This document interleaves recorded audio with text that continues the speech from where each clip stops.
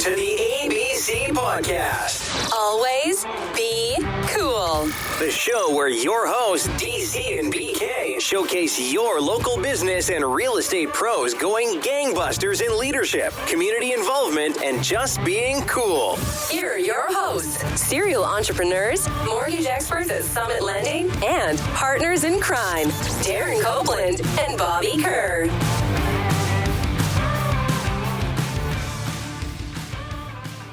All right, everybody, it's the Always Be Cool podcast, hanging out with Bobby Kerr and Darren Copeland. What's up, everyone? Our very special guest today, world-famous groundskeeper, Mr. George Toma. All right, so here we go. Born February 2nd, 1929, the elite groundskeeper in all of sports, has been nicknamed the Sodfather, one of the very few that has attended every Super Bowl since 1967.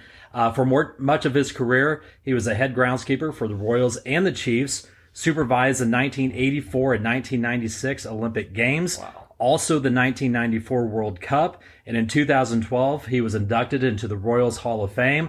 All-around awesome guy and Kansas City legend, Mr. George Toma. Thanks for being with us, George. Well, it's a pleasure to be here, and we love sports, and this 94-year-old man and 81 years in this game, I still try to keep on going. We love it, and we especially love your swag. You were talking about the Sodfather and how that's your shirt that you've had for the past few years. Well, 3 years ago, the NFL gave me this shirt to wear at the Super Bowl, the day of the game, so this is what I wear on the day of the game. Right.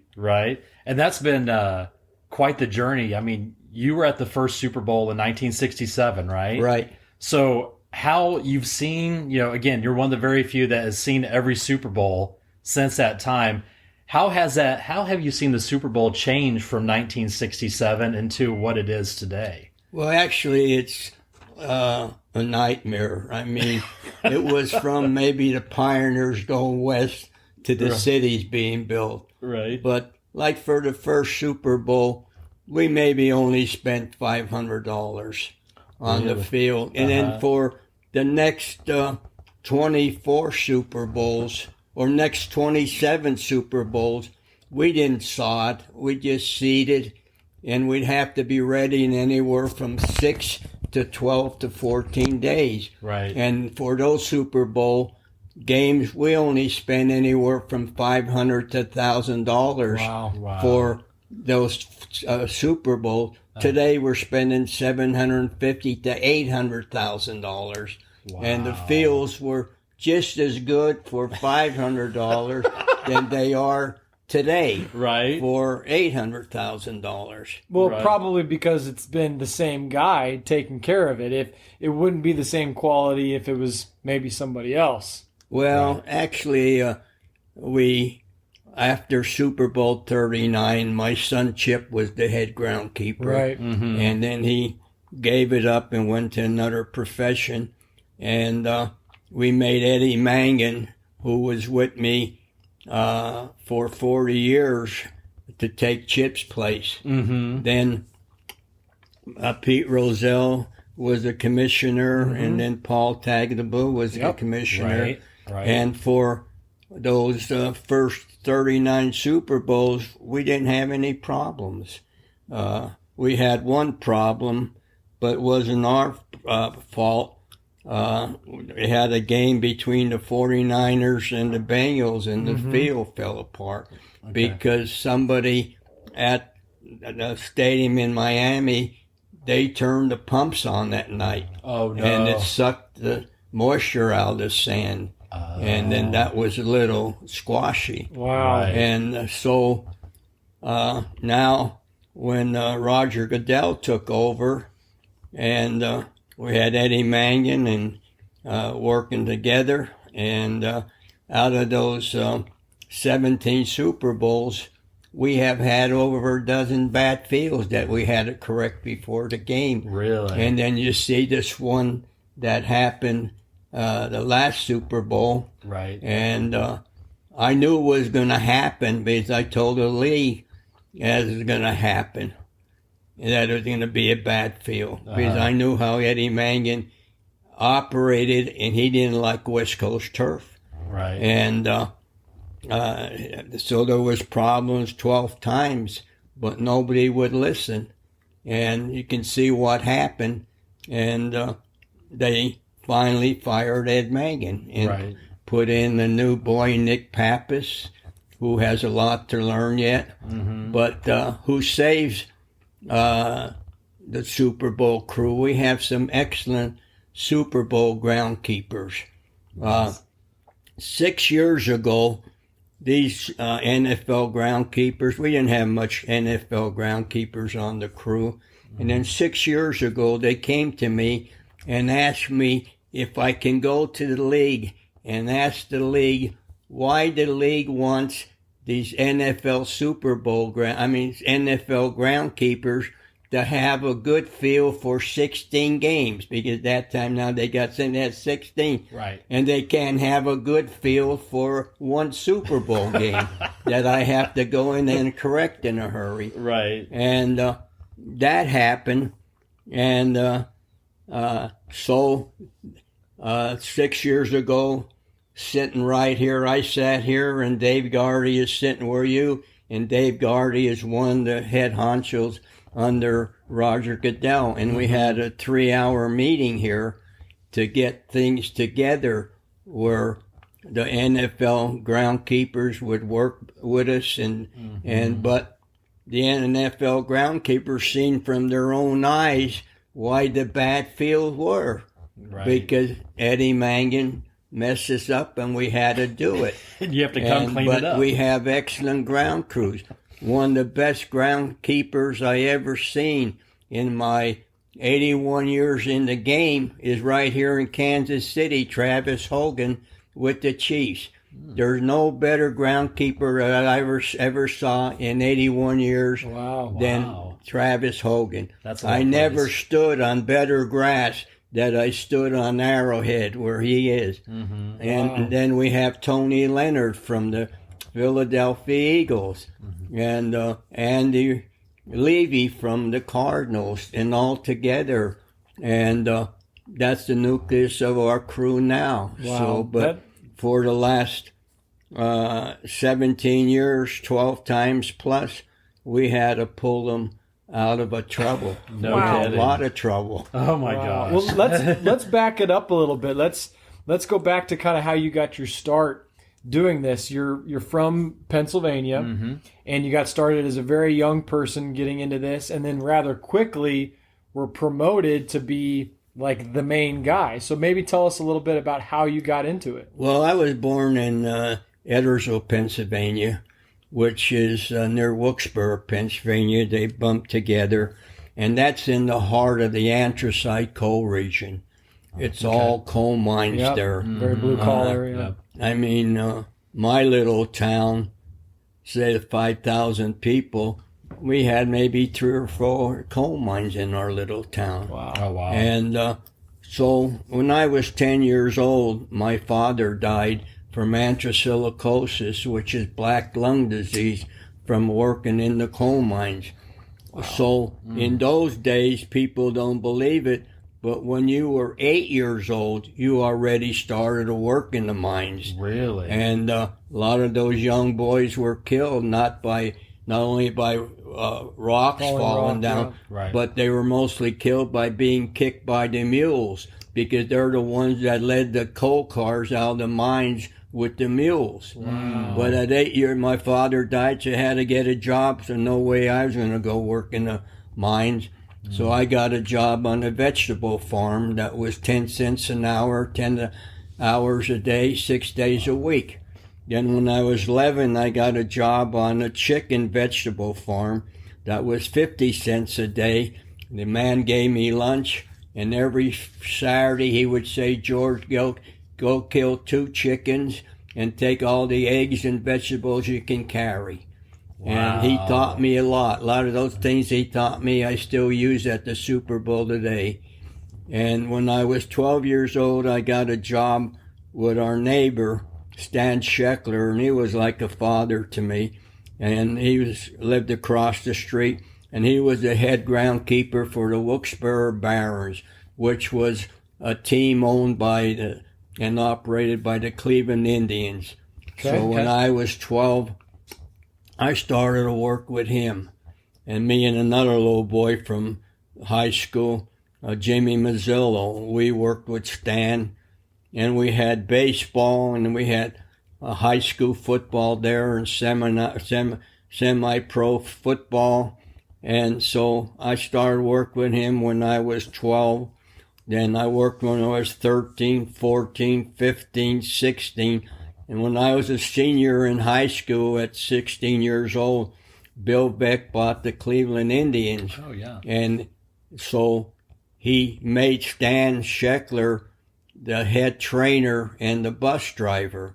And I was a 16-year-old boy in high school, and he made me the head groundkeeper at 16. So, but after 46, 47, then the war was over, World War II, and then what Cleveland and the other major league clubs would do, they would go down south and take over deactivated military bases, where we'd go and build fields for spring training, and they used the barracks for housing. And in those days, maybe the Indians or the Yankees had 20 plus farm clubs. Now if you have 6, so you had a lot of farm clubs. So I worked with Emil Bosser, the head groundkeeper, world's greatest groundkeeper, and I went with him to Driver, Virginia. It was a naval air station. We built some fields. Then in 49, we went down to Marietta, Georgia, an Air Force base.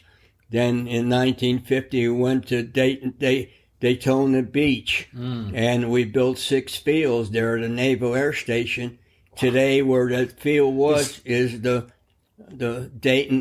Daytona 500. Oh, really? That's where the fields were? In 1950. That was an Indian spring training site. And now today, that's it. So I worked with that, and then in December 1950, I was drafted into the Army, and then went to Korea and fought in the Korean War.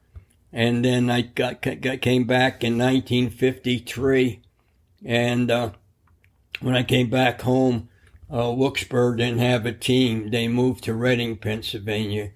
So Hank Greenberg at that time was working with the Indians in the farm system, and he says, George, we don't have a team, but we're going to send you to Reading, Pennsylvania. And I said, no way. I says, I'm not going there because my friend is the head groundkeeper there. He's married, has 2 children. I'm not going to take his job. So he said, well, we got a new stadium up in Sherbrooke, Canada. You want to go? I said, I'll go up there. In the meantime, that week, Wilkesburg gets an expansion team with the Detroit Tigers. Perfect. And then so I worked with the Detroit Tigers there in 53 and 54. Then in 55, Detroit wanted me to go with them to Buffalo, New York. It was a AAA farm club in the International League. And then they sold that and went 56 and 57 and went down to Charleston, West Virginia. And Charleston, West Virginia, that time became an expansion team because Kansas City got the athletics. So Charleston took over Kansas City. So I stayed there. I worked for there in 1956 and in 1957. Then in August of 57, John McHale, general manager, president for Detroit, called me and says, they just gave permission for Kansas City to talk to me about getting a job there. He says, go up to the press box and call up Park Carroll, the general manager. But before I called general manager Park Carroll, I called Emil Bosser, who I worked with Cleveland. And I says, tell him what was going on. He says, George, don't go there. Don't go to Kansas City? Don't go to Kansas City. He says it's a bad operation, a cheap operation. And being a cheap operation, the Royals in baseball was the cheapest operation in the major leagues, and through the A's at that time, because they were there, and it took Kansas City 55 years from 1955, 55 years later, the Kansas City Royals became Major League. And that was a thank you to the Glass family and to Dayton Moore. And then Trevor today has one of the best operations in the game. Right. So he says, don't go there. It's a bad operation. He said, not only that, but in the springtime, he'll flood you out. In the summertime, he'll bake you out. So I looked over the field, and it was really a bad field. At Municipal Stadium? The players used to come out there and get the crabgrass out of the infield. Right. And it was a bad field. So the next day I went to Denver because Denver wanted me with the Yankees.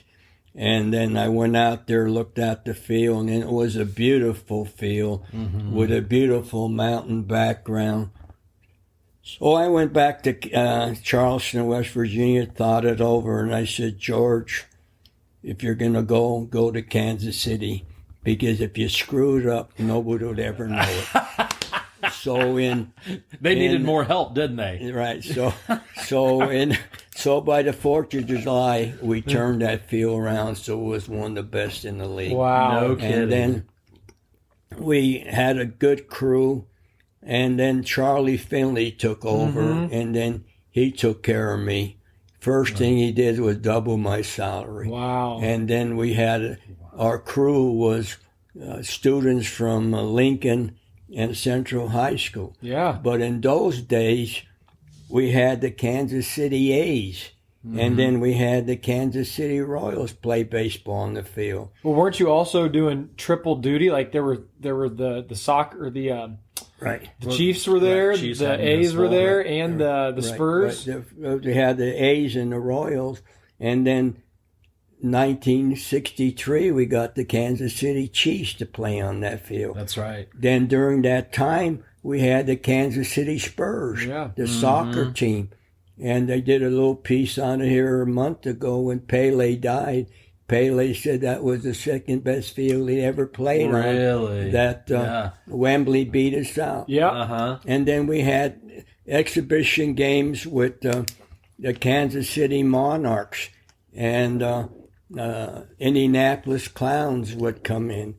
And then we had the Beatles concert and Billy Graham. And Can we talk about that for a little bit? Which that? About the Beatles The coming to Beatles- Municipal Stadium? Did you actually get to meet the Beatles? Yes, I did. Did you really? So let's talk about I'm that for a little still friends with Paul, right? with McCartney. No kidding. And what happened there, Charlie Finley brought the Beatles in. And you think they dress in the clubhouse or up in the office or someplace. Right. They dressed in our shed in back of center field. We had a big barn, a big, large barn. And there's dirt back there, fertilizers, everything. Only had one toilet and one shower, and that was a dirt floor. And so that's where they dressed. You know what I mean? You'd think they'd be in the clubhouse. Right. So Charlie brought them in an old Budweiser beer truck.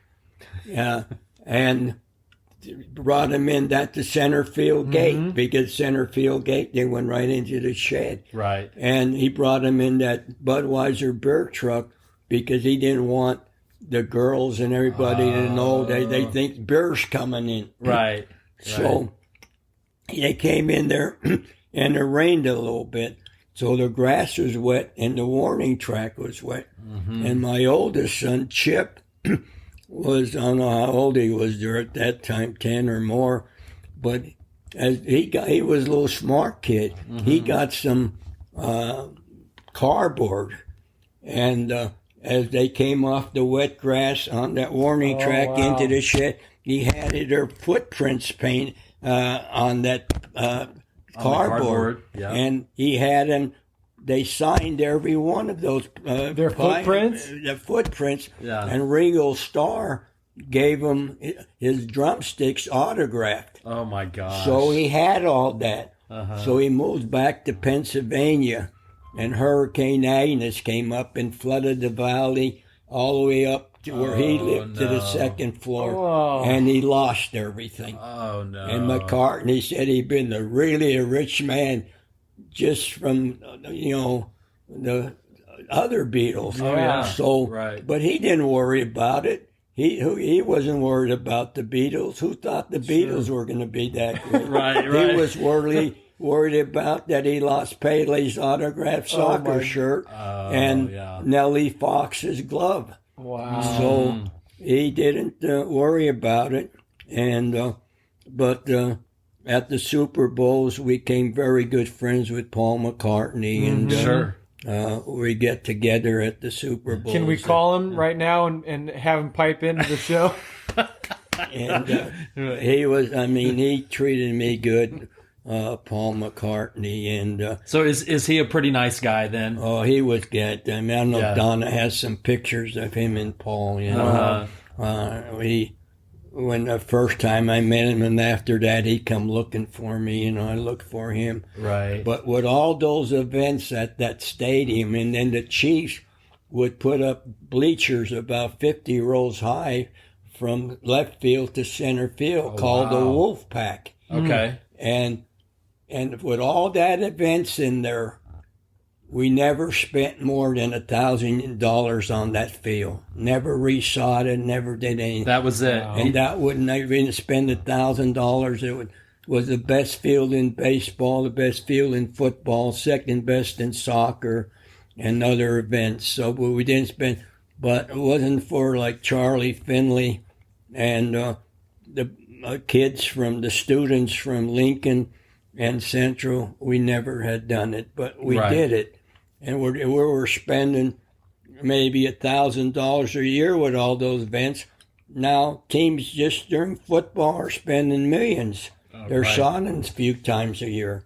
Well, tell us a little bit more about Charlie Finley, because, growing up, I would just hear from my dad that he was upset because he moved the A's away. But you were telling us before we started that Charlie was one of the best guys you worked for. Right. Charlie Finley was one of the best owners I worked for.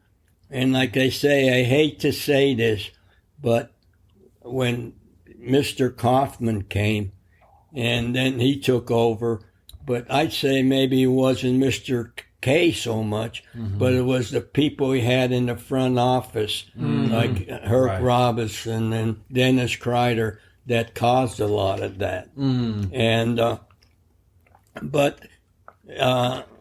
sometimes you get hurt. But with Finley, he took care of me.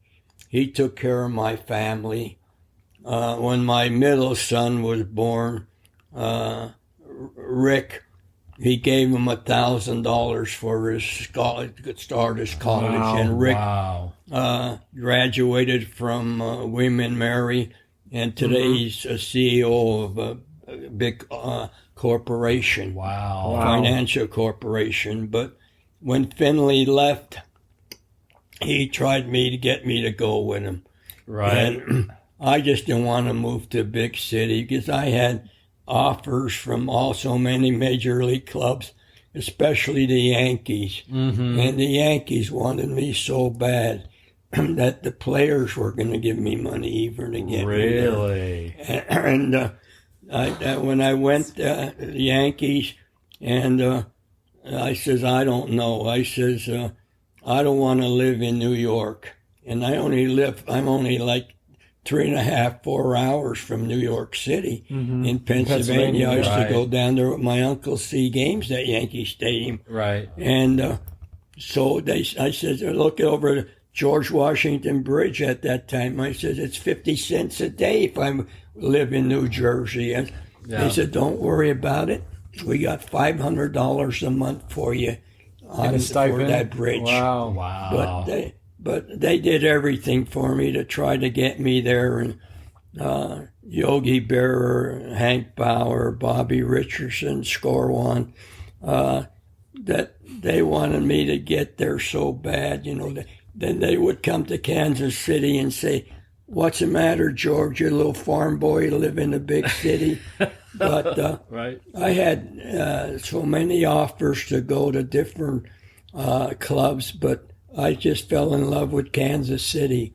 But by Right. doing that, I hurt myself and the family because I was the lowest paid groundskeeper Really? in baseball and football. Now, did you ever come close to going to another city?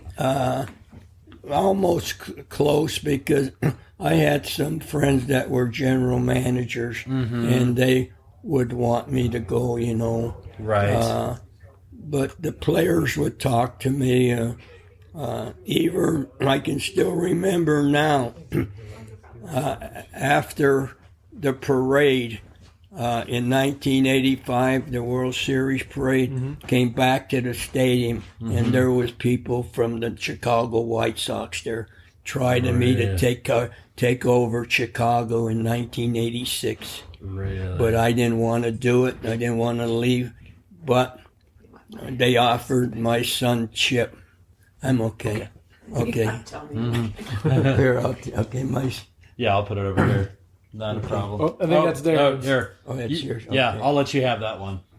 So right after the World Series parade, Chicago's in town and they're trying to pry you away already to come back and be the Chicago guy. Right, but Yeah. I said, then I turned them down, and they asked my son Chip that he wanted the job. But Boston Red Sox in those days, and out there to Los Angeles, L.A. Angels to go out there, But I just fell in love with Kansas City, and but a lot of good owners. Like after I left the Royals, and for this was my 21st year with the Twins during spring training, but I couldn't find better owners and front office people than the Twins. And back in 2006 and 2007, I worked for the Vikings in Minnesota for 2 years. Okay. And the Wilf brothers were the greatest owners I ever worked for. The football ownership, the Vikings, you couldn't beat them. But I never gave up because I always say you got to do the job and then some.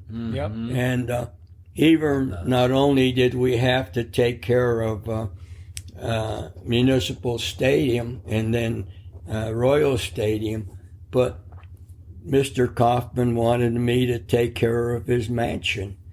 Really? And we take care of his mansion, but they never gave us any help, So Right. then he wanted us, Blanchy, his right-hand man, came to me and said, Mr. K wants you now to take care of one of his CEO's house to cut the grass.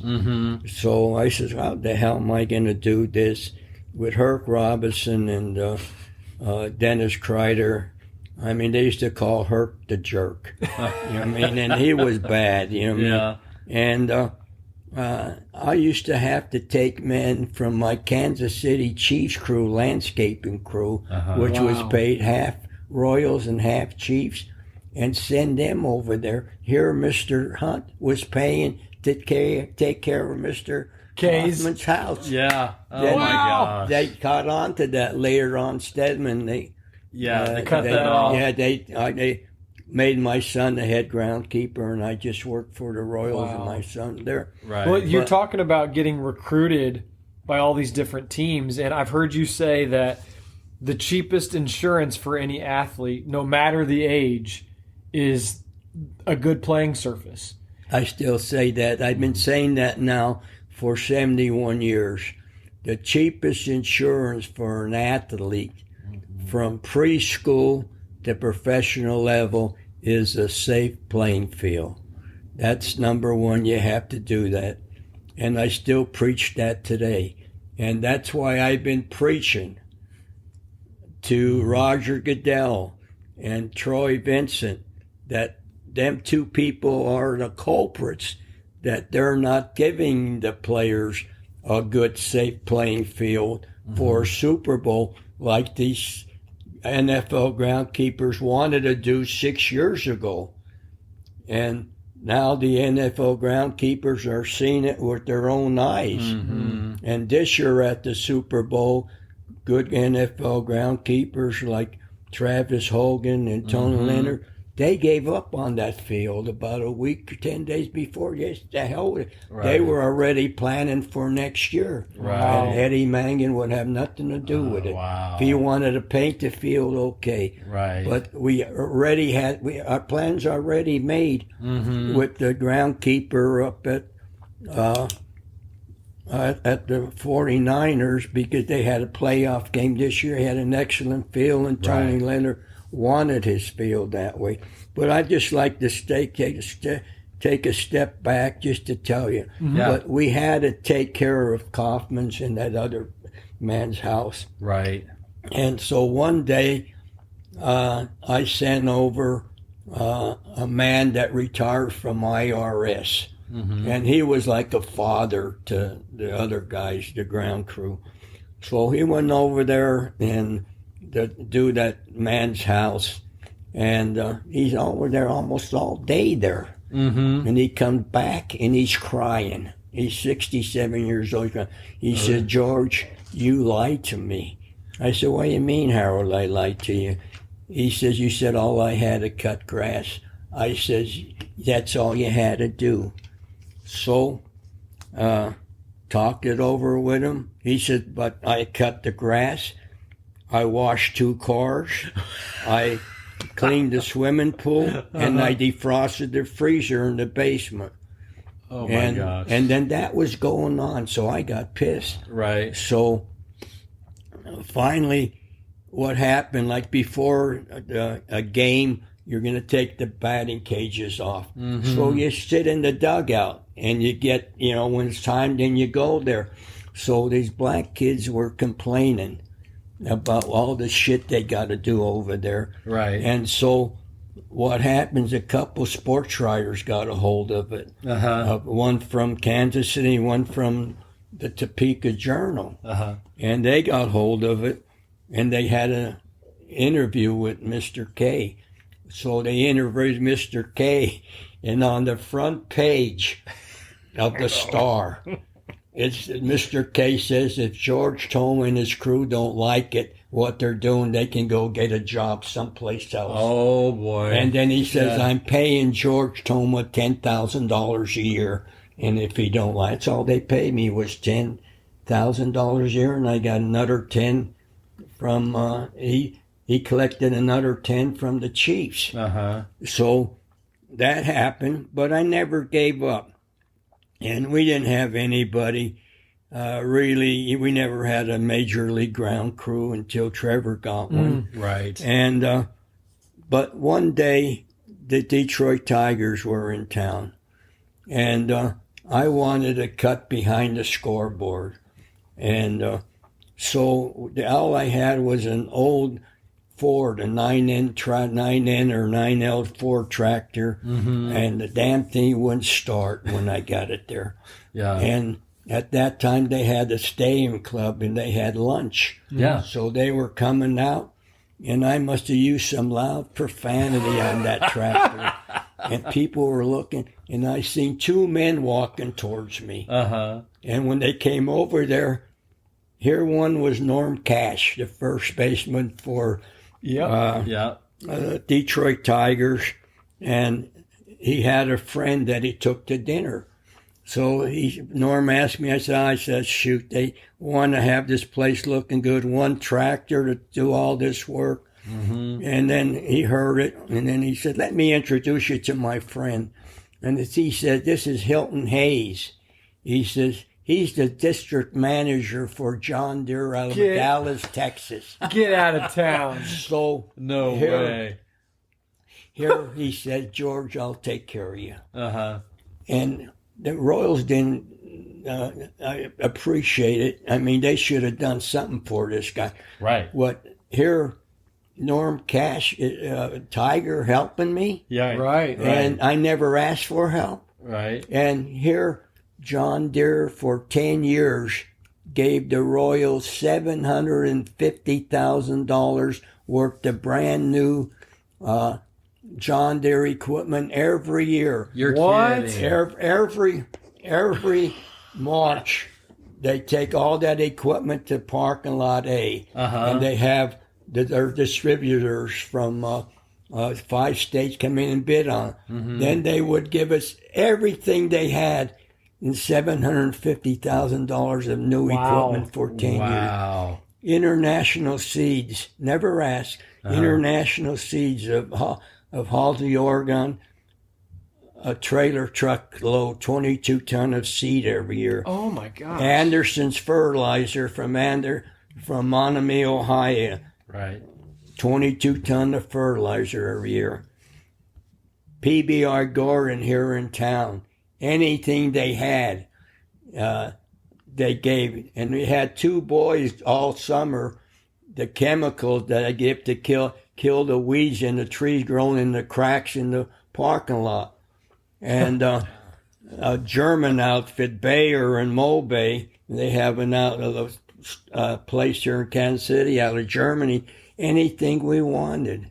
Wow. And Wow. England, they would give us liquid cow shit. That was the greatest. And it was good. And then use it at the Super Bowl. But then we couldn't get any more. They had the mad cow disease, and we couldn't get it. Oh, wow. But everybody get that.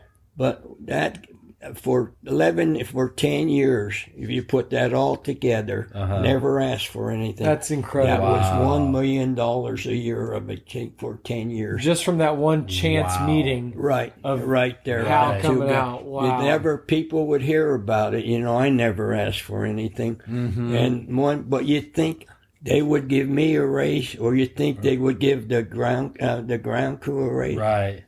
And the only thing they were happy, like Herc and those guys, were when the season was over, they laid everybody off. And I never had an assistant. I never had anybody work all year. Right. And here with the Glass family, I mean, Kaufman would lay us right out with the Glass family.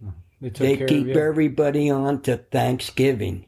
Yeah. Every year, the Glass family, Yeah. Nice. I think that's good to this hear. new That's good to guy hear. that took over now, Right. Yeah. the owner, John, he does the same thing. That's what I mean? good. But here, I could have said, fuck it, you know what I mean? Right. But here, the end ends some, and we got all that for nothing. Even Mr. K, I put $75,000 worth of groundskeeping equipment over there. No you know what I kidding. mean? No kidding. Wow. Well, speaking of owners, because, we're kind of living in the golden era of Chiefs football right now. Right. Like it's an amazing time to be a Chiefs fan. And the Hunt family, they seem to be amazing, from the outside, but I don't think a lot of people realize, Lamar bringing the Chiefs to Kansas City, how was that getting an NFL team, right? Well, back then it wasn't the NFL yet, right? Right. So Well, see, how was that? Me, never had an assistant. Nobody had anybody work all year. It was October, and I was on top of the shed where they had the flagpole went up in center field, and there was a hole there for the flag to go up. So I was up there around 9 o'clock in the morning with a piece of plyboard to close that hole up for the snow. And I looked to my right, and there's a guy walking around the field in left field. I went down that pole like a fireman and said, hey, Pete, out. Right. And the guy never said nothing to me, and he just walked out. About 2 hours later, a big Cadillac comes up. And it's Mr. Mayor, what was the mayor's name? Bartle? Bartle. Oh, yeah. He Bartle. came up in there, and he came up, pulled into the gate there. He said, George, I got 2 men here, and I want you to show them the clubhouses, the concession stands, and everything, the clubhouse, and everything around this ballpark. And the first guy came up, and he was a big guy, and he says, this is Mr. Jack. And the other guy came out with a small guy. This is Mr. Lamar, the guy I told him. So 2 weeks later, Mr. Jack was Jack Stedman. Stedman, Oh, yeah. And then Mr. Lamar was Lamar Hunt. Yeah. Wow. And That's who you told to scram? yeah, was Mr. Hunt? so they asked him, what's he going to do with me? Uh-huh. He said, if he's that tough, he's going to be with me. Oh, But wow. I never worked for the Chiefs, only 1 year. Okay. Because the Royals had the contract, and so I have to work the Chiefs and the Royals. And then this way, I only worked 1 year for the Chiefs, and that was in '68, is because the A's went to Oakland. Oakland, yeah. So we had the Chiefs and the Spurs, and that's the only time I worked for.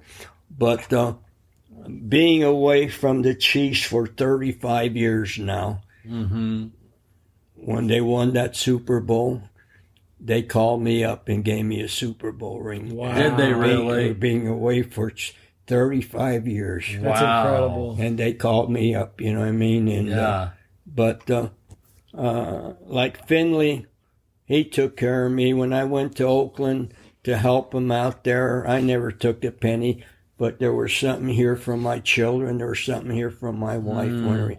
And whenever he came to town, he took me and my wife out for dinner. And he always took care of the family. But Right. everybody hated him. But before, when he went, he wanted me to go with him. But Mayor Bardo, Jack Stedman, Ernie Mell, and sports writers talked to me to stay here. And they would take care of me. But they all screwed me. They never took care of me. I mean, you know, I think they screwed me and didn't take care of me is because I like Charlie Finley. And that's one way they were going to get back at me. Oh, wow. But they Gotcha. not only hurt me, but when you're taking care of Arrowhead and taking care of William Jewell Yeah. and taking care of Kaufman's house for $20,000 a year, Right. I mean, you can't do it. Well, it's funny you mentioned William Jewell. So I graduated from William Jewell, and my freshman year was the last year before the Chiefs moved out of William Jewell. And I remember going up there as a freshman going, this campus is amazing. Like, it was pristine. The football field, all the grounds, it looked phenomenal. Yeah, that was it. The people up there were great, you know. And I used to laugh that Hank Stram would park his car right in the president's spot. You know what I mean? He'd park it right in that president's spot. In the university president spot? Right, Yeah, university, you know. But the people who were up there was my friends, and then my son Chip took care of that. And then Bill Grigsby's one son was Chip's assistant up there and taking wow. care of it. Yeah. Yeah. And Bill Grigsby, but it's one of those things. But like getting the Chiefs and getting the Royals $1 million a year, and I mean, I did that for the city, you know what I mean? Hell, the Royals didn't give a shit, you know what I mean? So Right. that was it. And then everybody hated Herc Robinson. They call him Herc the Jerk. And Jack McKeon, he's going to be here opening day. Is he? Oh, Yeah, wow. they're going to have like Jack a McKeon, reunion yeah. for 85. Yeah. So they would get together and get some lady to call up Muriel Kaufman and say how bad the restrooms were. And the restrooms were clean because Bob Frank took care of it, and he had them spotless. So they just wanted Mrs. K to give her hell about a dirty field, you know what I mean? Right. Wow. But when Herc was general manager, he wasn't worried about players or something. He was worried that somebody parked in the wrong spot. There's somebody sitting Gotcha. in the Yeah. wrong spot, you know. Right. But they would do all that, you know what I mean? Right. George, what's it mean to you? We've talked about how you did so much, like you stuck around for the city, and you know you've been recognized as the Sodfather across the world as being the best groundskeeper there ever was, basically. What does it mean to you personally, like when you're sitting here in your living room, in your private moments, when you look back at your entire career? Like, what are some of the emotions that come across your mind when you're thinking about everything? Well, first thing that I think about, that stories that you interview me, so, but I think I'll give you one. I think I may have one left, that they did a story on me a couple years ago, my 50th year with the Twins. I mean, a big story. And they asked me, and there were, like, you can read it and take it with you. I think I may have an extra copy. But guys like Rodriguez, I mean, coming to me in spring training and offering any amount of money I want to go to Texas when he's with Texas. Talk to me a half hour before the game and a half hour after the game. Really? And all I had to do was take care of the infield from second base to third base. That was it. So just the left side of the infield. That's it. Yep. But I said no, because the guy was my friend, and I wouldn't do that to him. Yeah. But you did that, and I got, in the interview, it said, what would I do different with the Kansas City Royals? I said, I wouldn't let them screw me with my pants on. and that was it. You know, they screwed me with my pants on, you know what I mean? And get $1 million every year, $10 million, you know what I mean? And right. But it took Kansas City 55 years, from 1955 to the the Glass family and Dayton Moore, change it around. And Trevor has 3 assistants that work all year. I didn't have one, you know. We had to do everything, but well, it's kind of like what you said at the very beginning. You got to do the job and then some. Right. And that's obviously been a theme throughout your life. Well, just like now, for the last 17 years, I mean, we didn't give the NFL players a safe playing field. Like the NFL groundskeepers were bitching, why do they have to have a safe field for 16 games and we can't have a safe field? I had to redo the fields.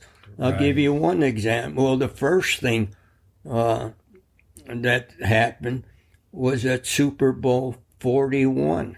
Okay. Eddie Mangan, that's his second year. And so he and 3, there was him and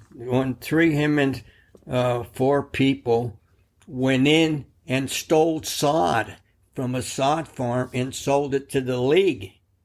Oh my gosh. And sold it to the league. And they had this plan. I mean, that they stole that sod to the league. Right. So we're laying the sod. We're going to lay the sod. And I says, Eddie, I'm going to stretch that string, goalpost to goalpost. We're going to go right down. He said, George, we're going to do it different this year. He says, we're going to do the sidelines first. So he had a plan, see? The sidelines first. And the sod for that Super Bowl was already bidded, and it has to come from this farm in Jennings Turf Farm in Georgia. And and Eddie Mangan was supposed to see during the summer that it's going, but he neglected it on purpose. So really? When we started the sod on that sideline, they knew what they were doing. If they were successful, they would have made $100,000 a piece. Wow! For that $400,000 for that sod.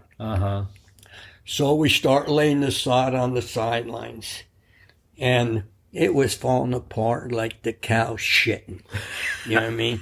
And Eddie was supposed to tell me it was good. Right. But he knew I would never accept it. Right. So instead of using 3 truckloads, we used 6 truckloads. And we got up to the yellow restriction line on the sideline. I says, Eddie, you're stopping right there. Yeah. Well, in his mind, he's happy, you know what I mean? Right. So he's starting right there. And then he said, I got 9 more truckloads coming. And Alan Siebert, one of the guys that were in this stealing the sod, said that send him down. I got 13 dumpsters. So they got the sod now, so they have to get it from Warner's Turf Farm. And I didn't know it was stolen sod. Right. You know what I mean? It's coming for, so this Jennings and Pennington, if you go to Lowe's or someplace, or Pennington Seed, big it was their sod that's supposed to be there. So Eddie grabbed a piece of sod that was Warner's Turf Farm, and he says, we had trouble with Jennings Pennington sod, Princess 77. We have to go to Jennings 419. I said, Jennings 419? That's not that's Warner's 419, see? So we're laying it. Beautiful, beautiful sod. And we're laying it now. Yeah. Who's coming through town is Eddie Warner from Alabama, and he stops by to see me and the crew. And he says to me, George, what's my sod doing here? Because it got stolen. Yeah. I said, I says, boy, it's beautiful, Eddie. It's better than the one that we used down in in New Orleans. Right. Beautiful. And his salesman was there. He was in on that, stole it with him, you know what I mean? Right. The salesman. And he fired the salesman right on the 50-yard line. Really? And then Jennings and Pennington had these people there from ADs and other sod farms, salesmen, to show them their new sod. It was supposed to be Princess 77. Yeah. So if Eddie Warner fires him, so cell phones, so people called their sod farms, that went around the country. Yeah. But nobody knew about it. And going around the country, nobody knew about it. But I was standing next to Alan Siegert, who was in on this, and he got a friend from Ohio called him and said, what the hell's going on, you know what I mean? So that was it. And people start calling the newspaper that they want to buy papers, but there was nothing. Eddie Mangan and Bill McConnell of the NFL, they kept this quiet for weeks. This was just 16 years ago? Huh? You said Super Bowl 41? Yeah. 41. Yeah. Yeah. And Wow. they had it, did everything. So Katie Couric from NBC, and NBC gets a hold of this the week of the Super Bowl. Oh, boy. So, and they're investigating it. And they have it.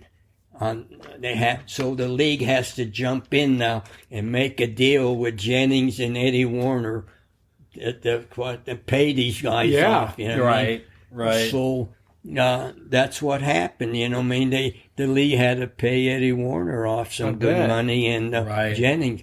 And last November, right by that kitchen table there, Eddie Warner from Alabama came up to Kansas in November to see his grandson play in the championship junior college football game. Okay. So he's only a couple hours away, so I'm going to go see George. So he came to see me.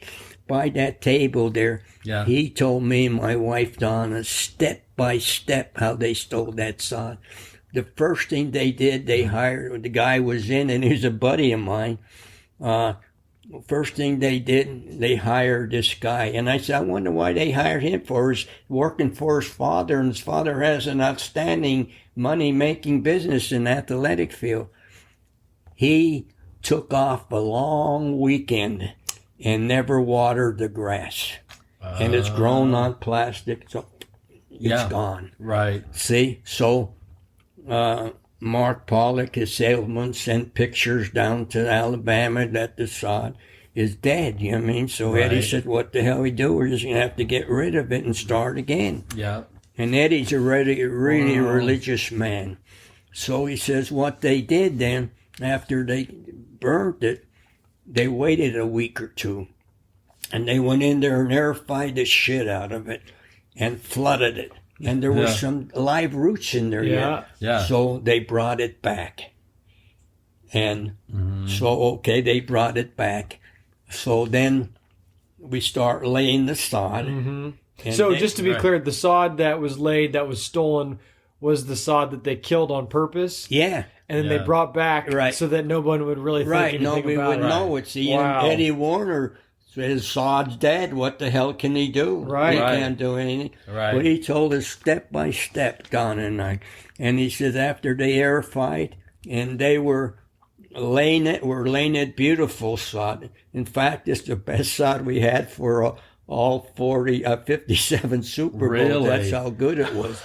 And Wow. so he came by and he fired Mark Pollock. See? Right there on Yeah. the 50. And then, Wow. with Katie Cork having everything like that. Right. But what happened, Eddie Mangan and this Alan Seekford, they were corrupt people. And so what happens there, when Alan Seekford bought sod for the Dolphins, Mm-hmm.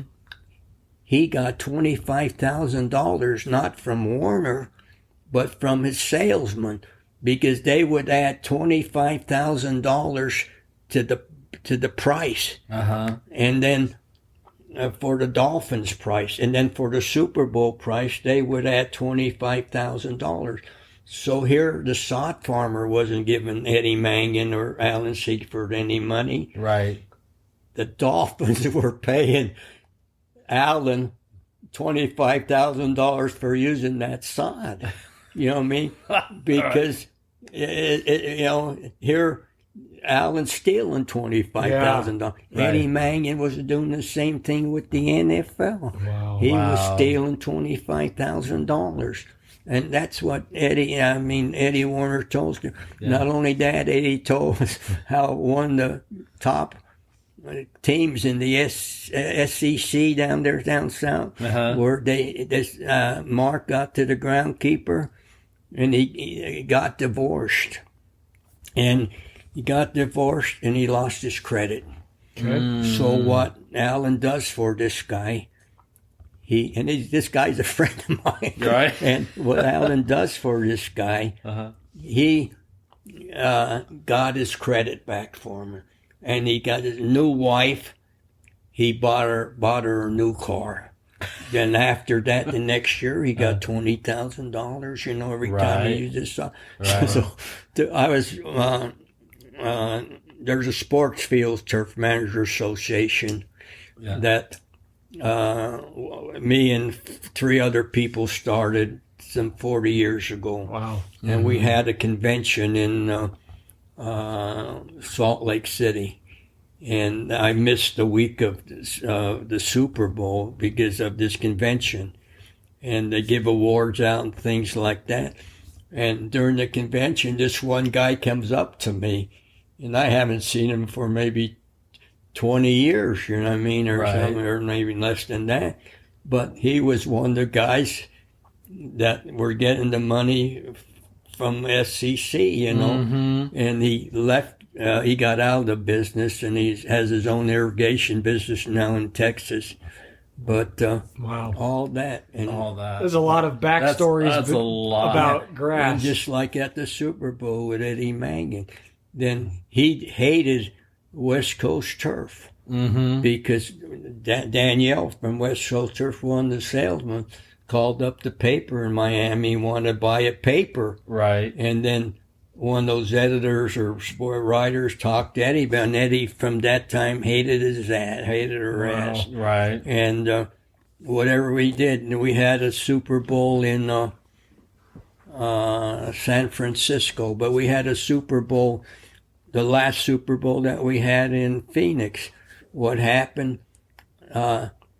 You think we buy the sod in Arizona like we did this year, or in Palm Springs or something like that, that they brought the sod in from Alabama, $100,000 just for transportation. And what happened, I'm at spring training, and these people down there, traveling salesmen for athletic field equipment, would stop by and see me. And they said, George, you're going to get the sod this year from Alabama. I said, no way. He said, you're going to get it from Alabama. He said, they're whining and dining that guy, Mike Kinsel from the NFL. It's going to go there. Yeah. Brought it up, and it's horseshit sod. It's bad. Right. And so what I had to go to Save the Rest. I had to go to Arizona State and get some of their equipment to work grass seeding and pre-germinate the grass. Eddie Mannion went out and bought the best fertilizer he can buy, the best micronutrients, plus $20,000 worth of green dye to get that grass ready for the Super Bowl. Did you say 20,000? $20,000 Just for the dye. Just for the dye. Oh my gosh. Just look it on TV. It's Yeah. important. It looked good, you know what I mean? Right. So the next year now, we're up in San Francisco. Mm-hmm. And we're up in San Francisco, and the sod has to come from West Coast turf. Mm-hmm. And Eddie Mangan hates West Coast turf. And he didn't put a drop of fertilizer on there, didn't put a drop of micronutrients, didn't put a drop of paint on it. But what he had us do, he had us seed it like 10 days before the game without working the seed into the soil. Yeah. And the seed grew in between the blades. Right. And we knew he was sabotaging the field because doing it that way, that field's going to be slippery. Yep. For the whole game, it was slipping and sliding. Wow. So the sports writers and casters came after the game and asked me, and I protected Eddie and the league. I said, well, it's the weather at that time, it's coming up. But you knew. But you knew. I knew. See, and everybody knew. And what happened, one guy that was pissed, though, was Ned York, the owner of the 49ers. Okay. Oh, I bet he was. It's on his property. Right. And he don't want his name to be like that. Right. He hired McNitt, a agronomist from Penn State, to look into it. Wow. And Eddie sabotaged the field. Not only that, he's smart. He's good. Like my son Rick says, Ryan, he's a good man. Not only that, he sold the biostimulants and the fertilizer that we were supposed to use on it in cash. What?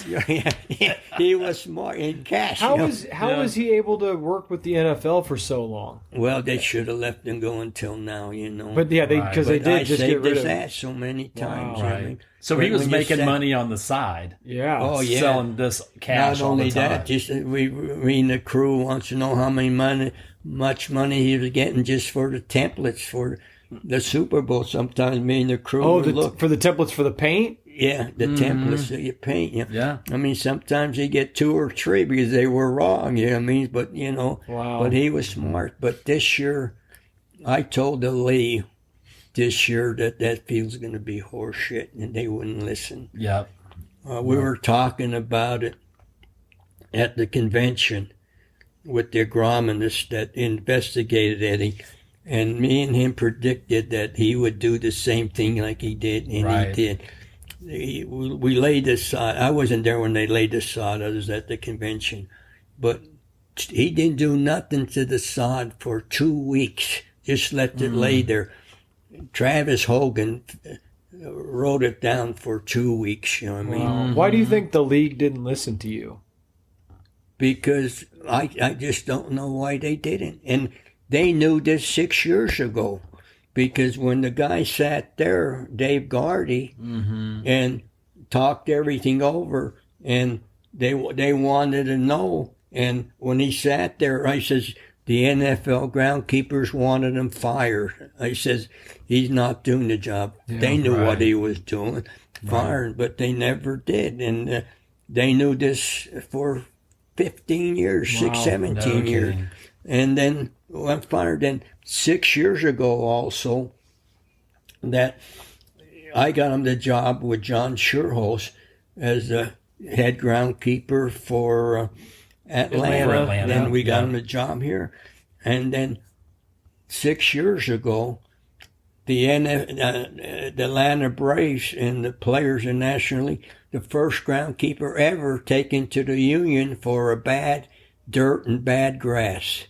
Wow. They took him to the union. Wow. Yeah. You know what I mean? And they're still there, Then this year, for the playoff game, for the Super Bowl, they stopped the game in the second. They stopped the game in the second game. They stopped.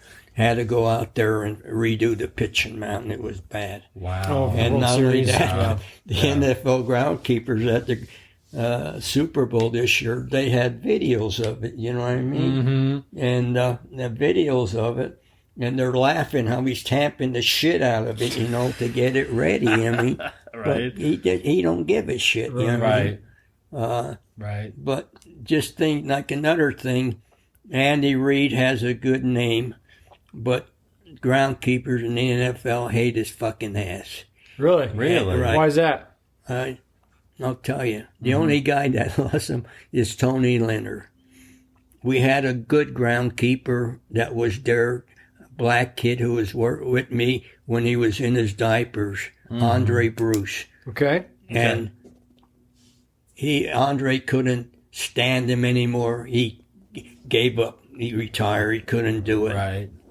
So now at the Super Bowl, we're out there, and Andy Levy is one of the best groundkeepers in the league. Mm-hmm. And Andy Reid rips the shit out of him about the player getting hurt. Mm-hmm. And that goes all over the country. People ask me today Right. about that yet.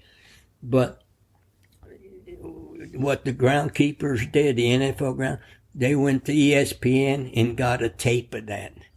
And they watched it. Right. And not a one Khalid went in that grass. He came down like this on an angle. On the side of his Right. cleat, yeah. But see, and then, Which is why he got hurt. Yeah. and see, so it's not what Andy Reid said is not there. But Andy hates Andy Levy's ass. Because when Reid was the man, it was Philadelphia. Yeah, Eagles he went coach. out there for a game, and Andy Levy told him that he couldn't go into the end zones. He just painted him. He has him roped off. And he told him that's what you do. I mean, day before a game, they just come out. You rope off the end zones, Right. and that's it. And he bitched Andy Levy and said, "Get that fucking rope out of there. I'm going in there." And Andy wouldn't do it. He didn't want footprints all over Right. the place. Right. And then that's where the fight started. Wow. But as the groundkeeper now, he has given Andy Levy a bad name as groundkeeper. But like the groundkeeper says, why don't we go and tell the public? Where was Andy Reid when his children were growing up in Philadelphia with their drugs and with their guns? How many times were they in jail? Where was he at that time? Right. See, they could do that now, but they're not Right. that type of guys. Right. You know what I mean? Right. Well, let's talk about some fun stuff. Okay. We've got a couple of people in our circle that are in the Royals family that were working as clubbies back in the 80s and the 90s. And so they asked us to ask you, and you're going to get a kick out of this. They said, did you ever find the keys to the batter's box? Do you remember that? Yeah. Tell us about that story. Well, you get a bat boy or young bat boy or young club, you know what I mean? Yeah. Clubby or something. yeah. You ask them to go and get the key to the batter's box. And so they're like, Yeah. oh, Then they're gosh. like, okay. And so you go see this. And they'll send you to somebody else. Then one time they send them to George Brett. And George Brett sent him up to the office to get to the key to the batter's box. Or we get the key to the flagpole. Or the key to the bullpen. You know what I mean? But they So would just put these kids on a goose chase. So they're just running around, and Yeah, people they are keep just on sending, the key to the batter's box. But George Brett sent this one kid up to the office oh my god. for it. You know what I mean? right. But That's great. they would. Do you have a special George Brett story that sticks out in your mind? Well, George was one of my best friends. Yeah. Like when I got that $1 million worth of stuff, Yeah. George would give me autographed bats to give to the president of this Oh, wow. company or do something That's like cool. that. Right. He helped He helped out just by giving autograph bats. Nice. You know what I mean? Nice. That's good of him. That's fantastic.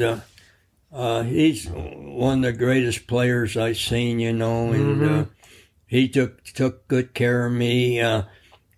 George Brett and Jamie Quirk, they took care of me. Yeah, So, we've had both of them on our podcast. Right, Great guys. we had them both, and then other guys that George Brett took care of was Al Zeke, the clubhouse, and Al Zeke was with the A's, and then he went with the Royals, but he always took care of Al Zeke, or George Brett would call us up after the season's over, or call me up, Al, Zeke. And the guy that I seen last Saturday, Brown, his name was, he was with the team over, the team over in Kansas City. He was the head of it. And he was a clubby at that time. Okay. Really? Okay. And this way, George called us up, Zeke, I, and Brown. He'd take us to a place for a sandwich. Nice. I mean, that's really that. nice. That's nice. So other than George Brett, who maybe was a really cool Royal that maybe the public didn't really know about, like behind the scenes? Like, who was one of your other favorite Royals that you really enjoyed or was really good to you? Well, I'd say all of them were good to me, and I mean, it's hard to pick one out, but John Wattham, I would have to say. Yeah. So you mentioned three guys that we were pretty tight with, and George and Jamie and Duke, right? And all three of those guys have been on our show too, right? And they're just sweethearts of guys, right? I mean, they were outstanding. Then Bo Jackson. Yeah. Talk about Bo. If you go downstairs, you see a big. My